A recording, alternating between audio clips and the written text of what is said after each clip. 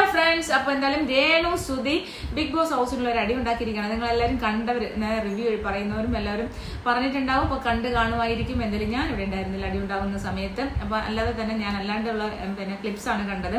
അടി ഉണ്ടാക്കി എന്ന് പറഞ്ഞാൽ അബിയുമായിട്ടാണ് സംസാരം ഉണ്ടായി. തലവേദനയായിരുന്നു, പുള്ളിക്ക് തലവേദന എന്ന് പറഞ്ഞപ്പോൾ മാറിയിരുന്നു. അപ്പോൾ എല്ലാവർക്കും തലവേദന ഉണ്ട്. ഷാനവാസ് ഇടയ്ക്ക് പറഞ്ഞു എനിക്ക് തലവേദന ഉണ്ട്. അപ്പോൾ എന്റെ തലവേദന ജെനുവിൻ അല്ലേ, രേണുവിന്റെ തലവേദന മാത്രമാണോ ഒരു ജെനുവിൻ, അങ്ങനെയൊക്കെ ചോദിച്ചു. എന്തായാലും അബി എന്റെ ഇടയ്ക്ക് കയറി അബിയുമായിട്ട് വഴക്കായി, അബിയായിട്ട് പ്രശ്നമായി. അടിക്കുന്ന വക്കിലൊക്കെയാണ് രേണു സുധി. ഇപ്പൊ തല്ലു എന്നുള്ള രീതിയിലൊക്കെ ചെന്ന് എന്തായാലും അനിമോൾ ഇടയ്ക്ക് കയറി അനിമോടെ വായിന്ന് ഒരു ചീത്ത വിളി കേൾക്കുന്നുണ്ട്. മിണ്ടാതിരി ഇങ്ങനെ മാത്രം പറയുന്നുണ്ട്. അത് തെരുവിളി തന്നെയാണ്, പക്ഷെ അത് പുറത്തേക്ക് വന്നില്ല.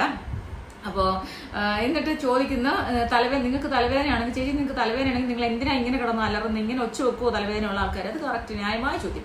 അപ്പോൾ ഇങ്ങനെയൊക്കെയുള്ള പ്രശ്നങ്ങളാണ് ഉണ്ടായത്. എന്തായാലും രേണു സുധി രാവിലെ മുതൽ ഇങ്ങനെ മാറി, അവിടെ മാറി, ഇവിടെ മാറി, വലിയ സംഭവമായിട്ട് ബിഗ് ബോസ് ഹൗസിലേക്ക് ബിഗ് ബോസ് തള്ളിക്കയറ്റിക്കൊണ്ട് പോയതാണെന്ന് പറയുന്നത്. ബിഗ് ബോസ് എഴുന്നള്ളിച്ചുകൊണ്ട് പോയ രേണു സുധി ഒരു കാര്യമില്ലാതെ അവിടെ ഇവിടെയൊക്കെ മൂലയിട്ട് ഇങ്ങനെ ഇരുന്നിട്ട് അവിടെ ഇവിടെയൊക്കെ മൂലയ്ക്കൊക്കെ മാറി ഇരിപ്പുണ്ടായിരുന്നു.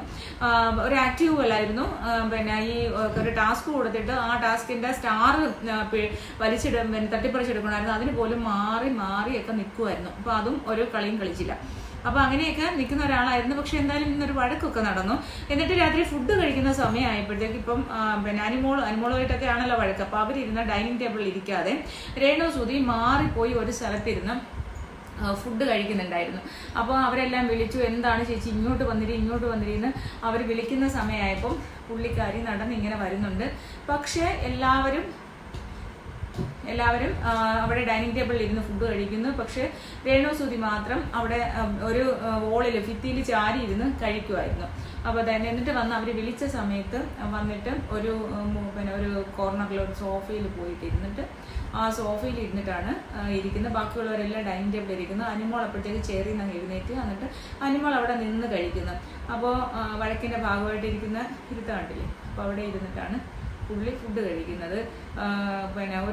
ഒരു എന്താ പറയുക, ഒരു ഇതും ഇല്ലാതെ ഇരുന്ന് ഫുഡ് കഴിക്കുന്നത്. ആ ഡൈനിങ് ടേബിൾ മാന്യമായിട്ട് പോയിരുന്ന് കഴിച്ചുകൂടെ? ബിഗ് ബോസ് ഹൗസിൽ ഒരു മെമ്പറല്ലേ, എന്തിനാണ് മാറി ഇരുന്ന് കഴിക്കുന്നത്? ഇത് നമ്മുടെ വീട്ടിലെ അടുക്കളയൊന്നും അല്ലല്ലോ. അപ്പോൾ ഇങ്ങനെയൊക്കെയുള്ള മോശമായിട്ടുള്ള ഒരു ചിന്താഗതി വരുമ്പോഴാണ് ആൾക്കാർക്ക് ഇഷ്ടപ്പെടാത്തത്. നല്ല രീതിയിൽ അങ്ങ് കളിച്ചു പോയാൽ മതി. ആദ്യത്തെ ദിവസങ്ങളല്ലേ, ഇഷ്ടംപോലെ സമയമുണ്ട്. മാന്യമായിട്ട് കളിച്ചങ്ങ് പോയി കഴിഞ്ഞ് നല്ല കണ്ടന്റുകൾ കൊടുത്തു കഴിഞ്ഞാൽ ആൾക്കാരങ്ങ് പതുക്കെ ഇഷ്ടപ്പെടും. അത്രേ ഉള്ളൂ. അല്ലെങ്കിൽ നെഗറ്റീവ് ആയി എന്ന് പറഞ്ഞാൽ പിന്നെ ഇതൊന്നും നോക്കാനല്ല, ഓൾറെഡി നെഗറ്റീവ് ആണല്ലോ. ചെയ്യാൻ പറ്റുന്ന എല്ലാ വിവരക്കേടും പറയുകയും ചെയ്തിട്ടാണ് പോയേക്കുന്നത്. അപ്പോൾ പിന്നെ ഇനി പ്രത്യേകിച്ച് ഒരു നെഗറ്റീവ് ആവാനായിട്ട് രേണു സുധിക്ക് ഇല്ലാത്തത് കൊണ്ട് ഇനിയെല്ലാം എന്ത് വന്നാലും അത് പോസിറ്റീവ് ആവത്തേ ഉള്ളൂ. നെഗറ്റീവ് ഇനി ലോകത്തൊരു സ്ത്രീക്ക് ഇത്രയ്ക്ക് ഇനിയെക്കാട്ടി വലിയ നെഗറ്റീവ് ഒന്നും വരാനില്ലെന്നാണ് എനിക്ക് തോന്നുന്നത്.